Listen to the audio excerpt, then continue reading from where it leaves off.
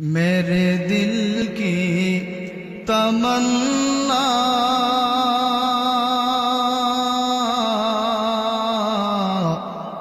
सिर्फ जाने मदीना ऐ मक्की व मदानी वाला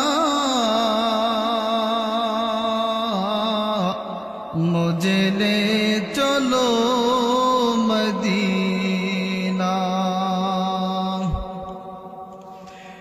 मदीना के ज़मीन में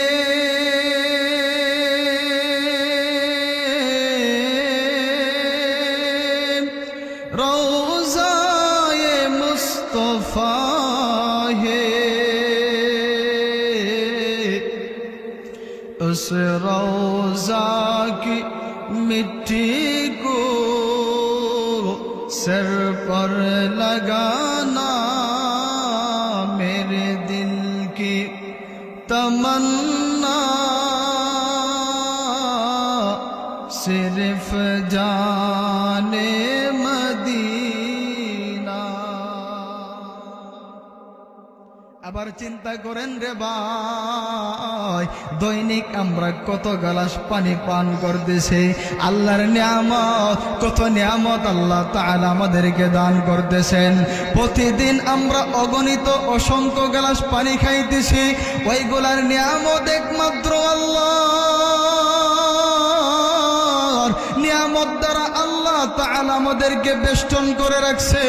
কারণ দেখো না, ফলগুলা গাছগুলা থেকে ফল আসে, কেমন সিস্টেম করে দিল রে।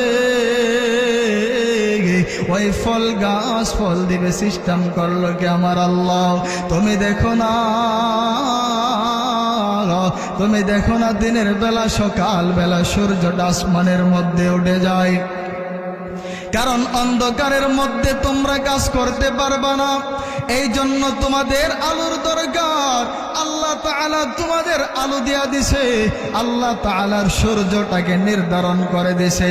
ওয়াসাখারাশ শামসা ওয়াল কামার, আল্লাহ তাআলা সূর্যটা নির্ধারণ করে দিয়েছে, আল্লাহ নিয়োজিত করে দিয়েছে। বান্দা তোমার জন্য আমি সূর্যটা দিয়া দিলাম, সূর্যের আলোতে তুমি কাজ করবা, তোমার জীবিকা তুমি উপার্জন করবা। আবার রাত্র হলে যদি সূর্যটা রাত্রে বেলা থাকে তাহলে তো ঘুমাতে পারবা না, বেশি আলোকিত হয়ে যাবে, গরম লাগবে। এই জন্য আল্লাহ তাআলা বিকল্প ব্যবস্থা কমারা, আল্লাহ তাআলা চন্দ্র ফিট করে দিয়েছে, সেটিং করে দিয়েছে। বান্দা তুমি রাত্রে বেলা ঘুমাবা, তুমি আনন্দে তুমি আরামে ঘুমাবা। রাত্রে বেলা সূর্যের তাপ দেয় নাই, তোমাকে মিটে মিটে আলো দেয়া দিয়েছে সুন্দর। আবার আকাশের মধ্যে চেয়ে দেখো না, আল্লাহ তাআলা তারকারাজি দিয়ে আসমানটা সাজায়া দিয়েছে। আরে আল্লাহ তাআলার নিয়ামত গুলাই যদি দেখো তুমি কোনে শেষ করতে পারবা না রে বান্দা। আল্লাহ তাআলা তোমাকে কত নিয়ামত করে, কত সুন্দর করে আল্লাহ দয়া করে মায়া করে বানাইছেন। আরে পুরো আসমান আর জমিন আল্লাহ তাআলা বানাইছেন কোন ফায়াকুন শব্দ দ্বারা। বান্দা তোমাকে কোন ফায়াকুন শব্দ দ্বারা বানাই নাই, আমার আল্লাহ তাআলা সময় নিছেন, ওই আসমান আর জমিনটা বানাইছেন 6 দিনে বিসিত্তাদি আয়ামিন। 6 দিনের মধ্যে ওই আসমান আর জমিনের মধ্যে যা কিছু আছে সবগুলো আল্লাহ তাআলা বানায়া দিয়েছেন। বান্দা তোমাকে এমন ভাবে বানাই না, আমি আল্লাহ তোমাকে বানাইছে আমার কুদরতে আসে, কুদরতি হাতে। বান্দা তুমি কি ছিলা, তুমি কি চিন্তা করছো গো? মা কুনতা বিশাইইন, প্রথমত তুমি কোনো কিছু ছিলা না। কুনতা মাআন মাহিনা, যদিও তুমি ছিলা তাহলে এক ফোঁটা নাপাক পানি ছিলা। এমন এক পানি থেকে তোমাকে বানাইলাম যেই পানিটা তুমি লোক সমাজের মধ্যে পানির নাম উচ্চারণ করতে পারো না, তুমি মানুষের কাছে পানির নামটা বলতে পারো না। বান্দা এমন পানি দিয়া বানাইলাম আবার পানিটা ছিল কোথায়? ফি জহরি আবিকা ওয়া কাওয়াকিবি উম্মিক, ওই পানিটা তোমার পাতা তোমার পিতার পেটের মধ্যে আর তোমার মায়ের সিনার মধ্যে ছিল। ফাজামাতু ফি বাতনি উম্মিক, বান্দা আমি তোমাকে ওই তোমার বাবার পিঠ আর তোমার মায়ের সিনা থেকে ওই পানিটাই না তোমার মায়ের পেটের ভিতর আমি রাইখা দিছি। ফারাব্বাইতুহু, অতঃপর ওই পানিটাকে আমি তরতিব দিয়েছি, পানি থেকে তোমাকে বানাইছি। ফি সালাসি যুলুমাত ফাগাশাইতু ফিল গিশাফি সালাসি যুলুমাত, আমি অন্ধকারের মধ্যে তোমাকে বানাইলাম। বান্দা চেয়ে দেখো না, দুনিয়ার মধ্যে কোনো কারিগর কিন্তু অন্ধকারের মধ্যে কোনো কিছু বানাতে পারে না। কোন একটা সাধারণ বস্তু বানাবে তার আলো লাগবে, দিনের বেলা সূর্যের আলো আর রাত্র হলে লাইট লাগে, আলো লাগে, আর না হয় বানাতে পারে না। তার আলো ছাড়া কোনো কারিগর কোনো কিছু বানাতে পারে না। তবে বান্দায় আমি আল্লাহ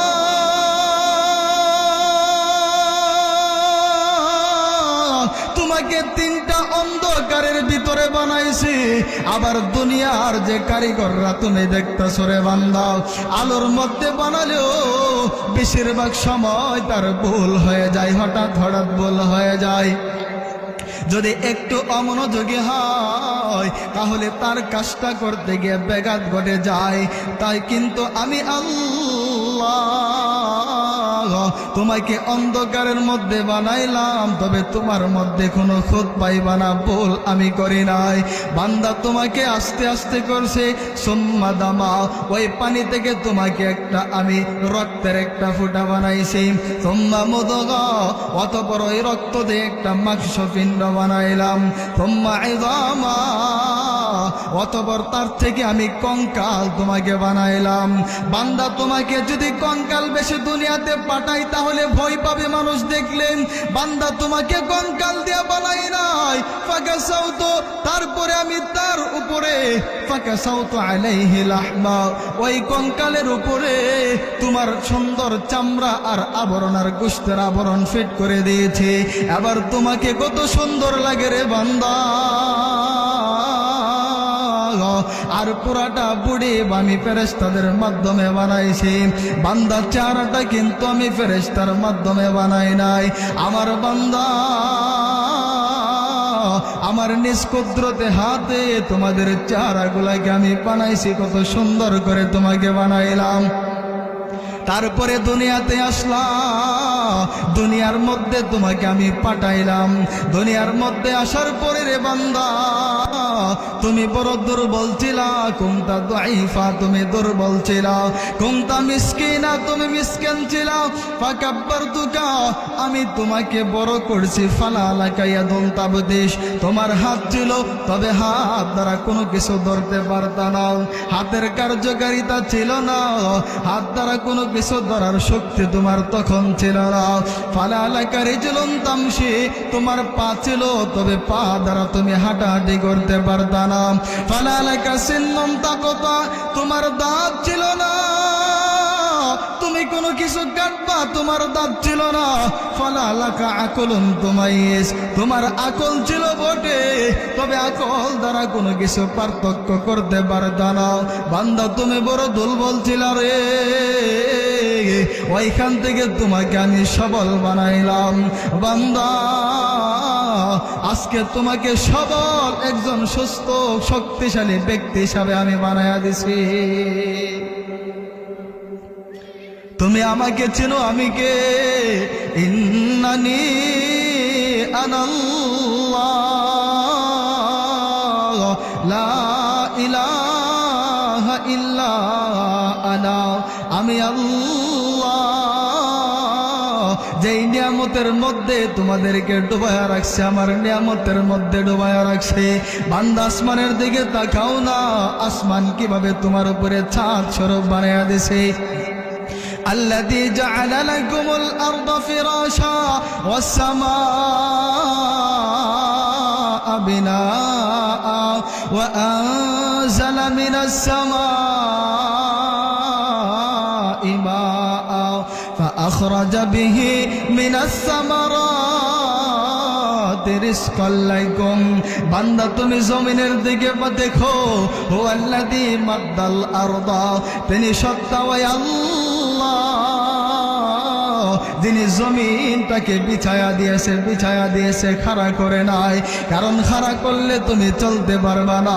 জমিনটা এই জন্য আল্লাহ তাআলা বিছায়া দিয়েছে যেন বসবাস করতে পারো, উপরে চলতে পারো। আমার বান্দা তুমি চিন্তা করো না, জমিনটা যখন আল্লাহ তাআলা বিছায়া দিল, তখন জমিনটা পানির উপরে বিছানোর উপরে, ওই জমিনটা তখন নাড়াচাড়া করে, ওই জমিনটা পানির উপরে স্থির হয় না, নাড়াচাড়া করতে থাকে, নাড়াচাড়া করে।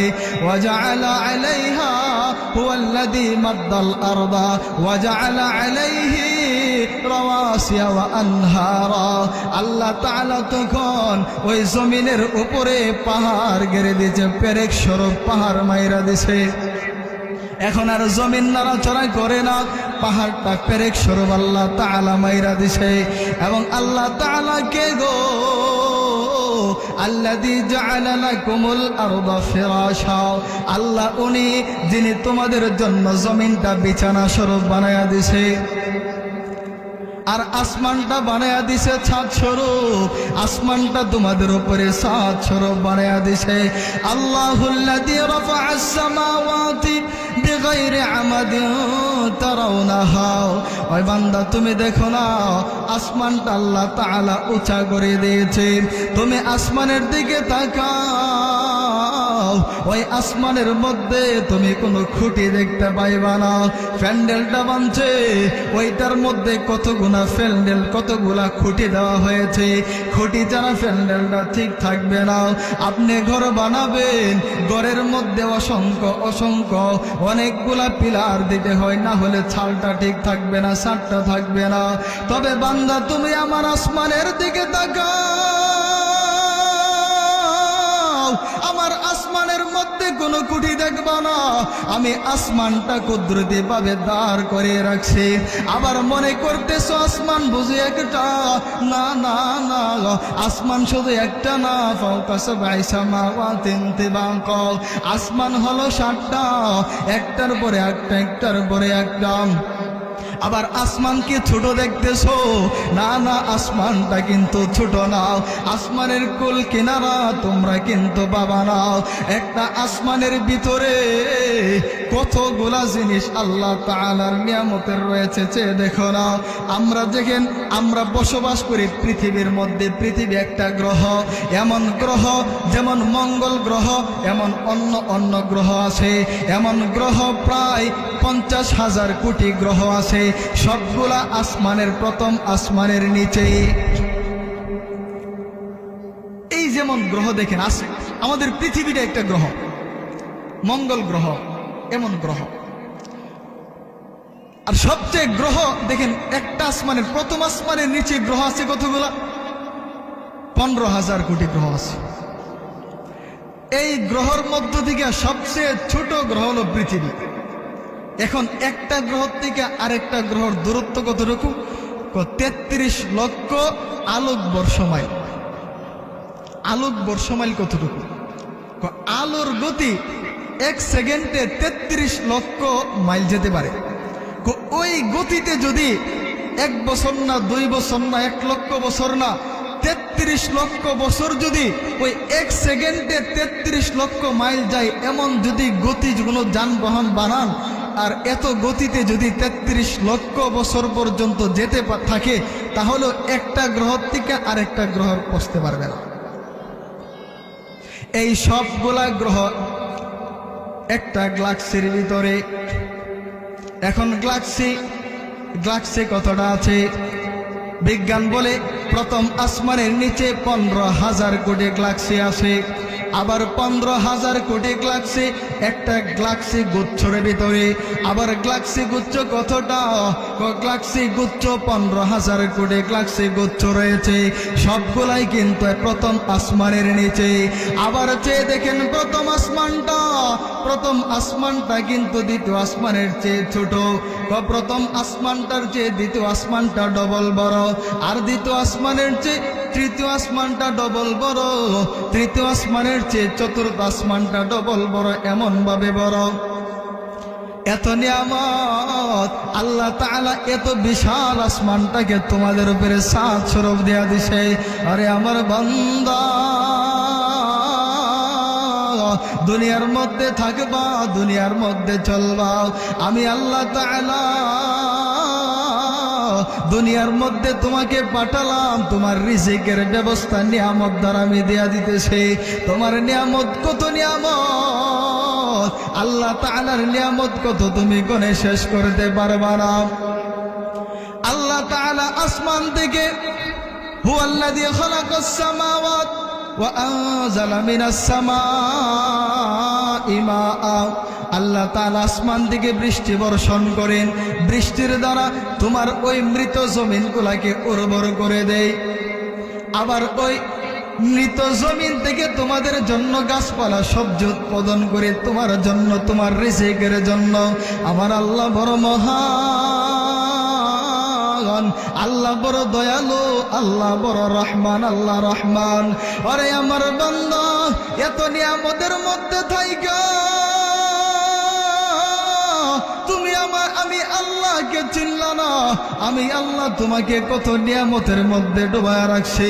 আমার নিয়ামত খাও, আমার সাথে তোমরা নাফরমানি করো। আল্লাহ ডাকরে বান্দা, আসো না, আসো না, আমার রবের দিকে তোমরা আসো। দুনিয়ার পিছে পড়বা না, দুনিয়ার পিছনে পড়বা না। আমার বান্দা এমন দয়ালু, বান্দার জন্য দেখেন যে হাদিসটুকু পেশ করেছি। হাদিসে কুদসির মধ্যে আল্লাহ তাআলা বলতেছেন, ইদা তাহাদ্দাসা আবদি হাসানা বিআইয়ামালা হাসানা, আমার কোন বান্দা যখন কোন একটা নেক আমল করার জন্য ইচ্ছা করে, মনের মধ্যে ইচ্ছা পোষণ করে, আমি ওই নেক আমলটা করব, আল্লাহ তাআলা বলেন ফাআনা আকতুবুহা লাহু হাসানা মা লাম ইয়ামাল, সে ওই নেক আমলটা করার পূর্বে আমি তার জন্য একটা নেকি লেখা রাইখা দেই। ফাইদা আমিলাহা, আবার যখন সে ওই নেক আমলটা করে ফেলে, তখন আল্লাহ তাআলা বলেন, রে বান্দা, আমি তোমার জন্য ফানা আকতুবুহা লাহু বিআশরি আমসালিহা, ওই নেক আমলটা করার কারণে আরো 10 গুণ সওয়াব আমি তোমার জন্য লেখা দিতেছি। আবার তার বিনিময়ে দেখেন না, তার বিপরীতে যখন কোনো বান্দা ইদা তাহাদ্দাসা বিআইয়ামালা সাইয়্যা, কোন বান্দা যখন গুনার কাজ করার জন্য ইচ্ছা করে, আল্লাহ তাআলা বলে ফাআনা আগফিরুহা লাহু মা লাম ইয়ালাম, সে যতক্ষণ না পর্যন্ত গুনাহটা না করে, গুনাহ করার আগ পর্যন্ত তাকে আমি মাফ করে দেই। আবার যখন সে গুনাহটা করেই ফেলে, ফাইদা আমিলাহা ফাআনা আকতুবুহা লাহু বিমিসলিহা, তখন তার জন্য আমি গুনার বেশি গুনাহ লিখি না, শুধু একটা মাত্র গুনাহ আমি লিপিবদ্ধ করি। আল্লাহ তাআলা তো মহান। ফেরেশতারা জিজ্ঞাসা করে, আল্লাহ বলতে থাকে, আল্লাহ সে তো গুনার দিকে আগাইতেছে, গুনাহ করে ফেলবে। আল্লাহ তাআলা তখন বলে, রাখো না, করালোক লাগে। গুনাহ করার পরে তারপরে গুনাহ লিখবা, তাও একটাই লিখবা, কিন্তু নেকির ক্ষেত্রে যখন ইচ্ছা করে আল্লাহ তাআলা তখন নেক লিখে ফেলে। আর যখন ওই আমলটা করে তখন 10 গুণ বাড়ায়া আবার সওয়াব আল্লাহ তাআলা লেখা দেয়। আল্লাহ তাআলা রহমান, কেমন রহমান আল্লাহ তাআলা, নৈরাশ হওয়ার কিছু নাই। গুনাহ করছেন পাহাড় পরিমাণ, আল্লাহ তাআলা রহমান, সব মাফ করে দিবে। হযরত ওমর রাদিয়াল্লাহু তাআলা আনহুর রাত্রিবেলা হযরত ওমর রাদিয়াল্লাহু আনহু তিনি বলছেন যে আল্লাহ তাআলা কেমন রহমান সেটা আমি কাছ থেকেই দেখতে পাচ্ছি। রাত্রিবেলা আমি আল্লাহ তাআলার ইবাদত করে মসজিদ থেকে বের হয়েছি, এমন সময় দেখি এক যুবক কান্না করতেছে। হযরত ওমর রাদিয়াল্লাহু তাআলা আনহু ওই যুবকের কান্না দেখা যুবককে ডাই কানলো, যুবক আসো, তুমি কাঁদো কেন রে, তুমি আমার কাছে বলো না। যুবক বলে, না না, আমি তোমার কাছে বলবো না, তুমি সমাধান করতে পারবা না। হযরত ওমর রাদিয়াল্লাহু তাআলা আনহু বলেন, যুবক আমার কাছে বলো না, আমি দেখে তোমার সমাধান করতে পারি কিনা। তোমার কি টাকা পয়সার প্রয়োজন, তুমি আমার কাছে বলো না, আমি আল্লাহর রাসূলকে বলে রাজকোষাগার থেকে তোমার সেই প্রয়োজন আমি মিটায়া দেব। যুবক বলে, না না, আমার টাকা পয়সার প্রয়োজন না। ওমর বলে, তাহলে কিসের প্রয়োজন? আমি ওমরকে তুমি বলো না, আমি দেখি সেটার সমাধান করতে পারি কিনা। যুবক বলে, ওমর, আমি একটা বড় ধরনের গুনাহ করে ফেলেছি, তুমি কি মাফ করতে পারবা? ওমর বলে, না না, আমি তো সেই গুনাহটা ক্ষমা করতে পারবো না। যুবক বলে, এই জন্যই আমি তোমার কাছে বলতে চাই নাই। হযরত ওমর রাদিয়াল্লাহু তাআলা আনহু বলেন, যদিও আমি গুনাহ মাফ না করতে পারি, তবে আমি তোমাকে এমন একজনের কাছে নিয়ে যেতে পারবো, যার কাছে গেলে যদি তার কাছে তুমি সুপারিশ করো, যদি ওই ব্যক্তি আল্লাহর কাছে সুপারিশ করে, তাহলে আল্লাহ তার কথা ফেলবে না। চলো চলো, তোমাকে নিয়ে যায় আমাদের নবী মুহাম্মদের সাল্লাল্লাহু আলাইহি ওয়াসাল্লামের কাছে নিয়ে যায়। হযরত ওমর রাদিয়াল্লাহু তাআলা আনহু ওই যুবককে নিয়ে আল্লাহর রাসূলের দরবারে, যুবক আল্লাহর রাসূলের কাছে বলতেছে, রাসূল, আমি বড় ধরনের একটা পাপ করে ফেলেছি। আল্লাহর রাসূল বলে, রে যুবক, তুমি বলো না, তুমি কি গুনাহ করেছো আমার কাছে বলো, কারণ কত গুনাহগার আল্লাহ তাআলার কাছে সুপারিশ করে তার গুনাহ আমি মাফ করাই দিয়েছি। যুবক বলে, রাসূল গো, আমি হলাম একটা চোর, আমি একজন চোর, তবে আমি ঘরের মধ্যে চুরি করি না, আমি বাজারের মধ্যে চুরি করি না, আমি ভিন্ন ধরনের চোর। নবী গো, মক্কা মদিনার মধ্যে যত মাইয়িতকে কবরস্থ করা হয়, যখন কবর দেওয়া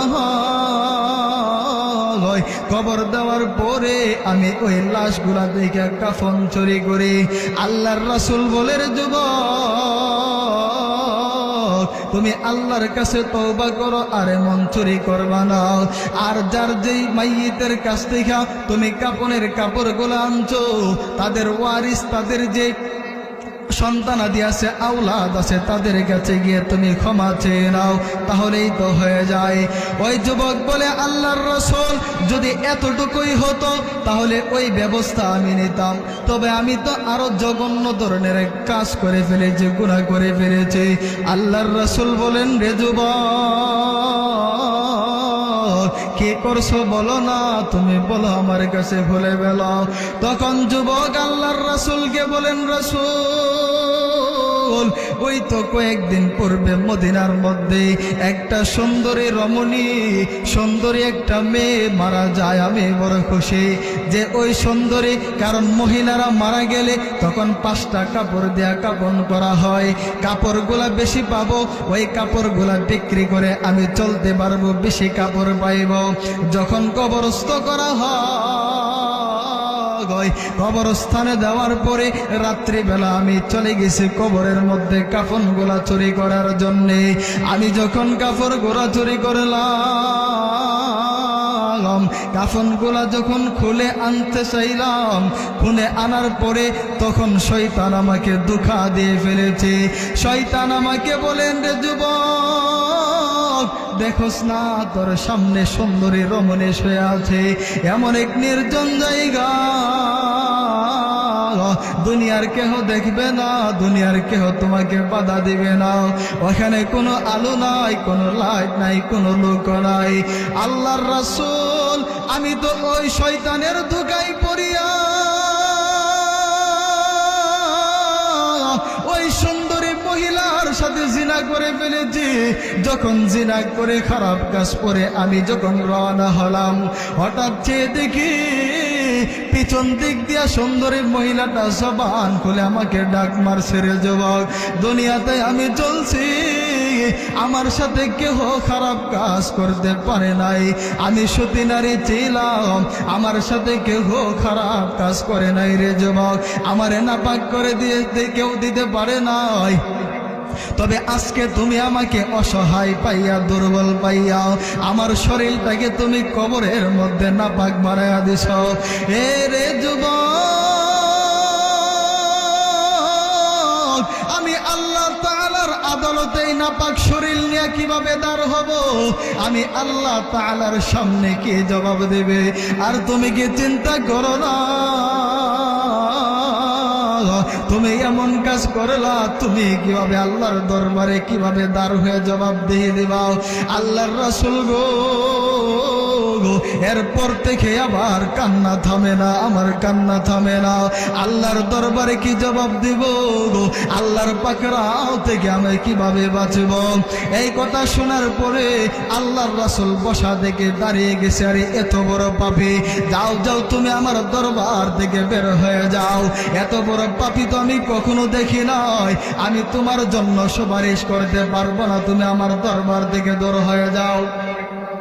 তখন ওই যুবক চিন্তা করে, এমনিই তো এত বড় পাপী, এত বড় পাপ করেছি, আবার আল্লাহর রাসূল দরবার দিকে তাড়াইয়া দিতেছে, এখন যদি না যায়, না জানে আল্লাহর গজব এখনই আমাকে পাকড়াও করে ফেলে।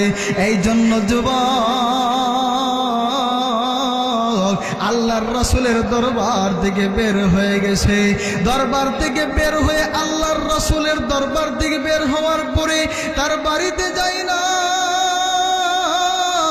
সোজা দৌড় দিয়ে এক পাহাড়ের চূড়ার মধ্যে ওইখানে গিয়ে আল্লাহ তাআলার কাছে ডাকে, আল্লাহকে ডাকে বলে, রে মালিক, আল্লাহর রাসূলের দরবার থেকে আমাকে তাড়িয়ে দিয়েছে, রাসূল আমার বড় পাপীর জন্য সুপারিশ করতে পারবে না, দুনিয়ার মানুষেরা আমাকে ছেড়ে দিয়েছে, দুনিয়ার লোকেরা আমার মতো পাপীকে রাখবে না, তবে দুনিয়ার যত মানুষ আছে তার চেয়ে সবাই যদি আমাকে ছেড়ে দেয়, সবাই যদি আমাকে দূরে নিক্ষেপ করে দে, তুমি তো রহমান, তুমি তো গফফার, ওরে আমার মালিক, তুমি আমাকে তোমার দরবার থেকে কিন্তু বিতাড়িত কইরো না, যদি তুমি তোমার দরবার থেকে দূর করে দেও তাহলে জাহান্নাম ছাড়া আমার কোনো উপায় নাই। এমন ভাবে একদিন নয়, 2 দিন নয়, 40 দিন এভাবে কাঁদার পরে আল্লাহ তাআলা জিব্রাইলকে আল্লাহর রাসূলের কাছে পাঠাইয়া দিয়েছেন। আল্লাহর রাসূলকে জিব্রাইল গিয়া বলে যে, আল্লাহর রাসূল, কয়েকদিন পূর্বে যে একটা জিনাকুর যুবক আসছিল তার খবর আছে কিনা? বলে, ওই জিনাকুর যুবকের খবর তো আমার কাছে নাই। তখন জিব্রাইল বলে, গো রাসূল, আপনি দরবার থেকে তাড়াইয়া দিতে পারেন, সমস্ত দুনিয়ার লোক দরবার থেকে তাড়াইয়া দিতে পারেন, তবে আপনার মালিক আল্লাহ তাআলা তার দরবার থেকে তাড়াইয়া দেয় নাই। আল্লাহ তাআলা ওই যুবকের সমস্ত গুনাহ খাতা মাফ করে দিয়েছে। আল্লাহ তাআলা এত বড় রহমান। এই জন্য আল্লাহ তাআলার রহমত থেকে নৈরাশ হবার নয়। আল্লাহ তাআলার নিয়ামত ভরপুর করে আমাদেরকে দিয়েছেন, রহমত দিয়েছেন। আল্লাহ তাআলার রহমতের আশায় আমাদেরকে থাকতে হবে। সময় শেষ, আজান দিয়ে দিছে। আল্লাহ তাআলা আমাদেরকে এই বাঙ্গাচোরা কয়েকটা কথার উপর আমল করার তৌফিক দান করুন। ওয়া আখিরু দাওয়ানা আনিল হামদুলিল্লাহি রাব্বিল আলামিন। আসসালামু আলাইকুম ওয়া রাহমাতুল্লাহি ওয়া বারাকাতুহু।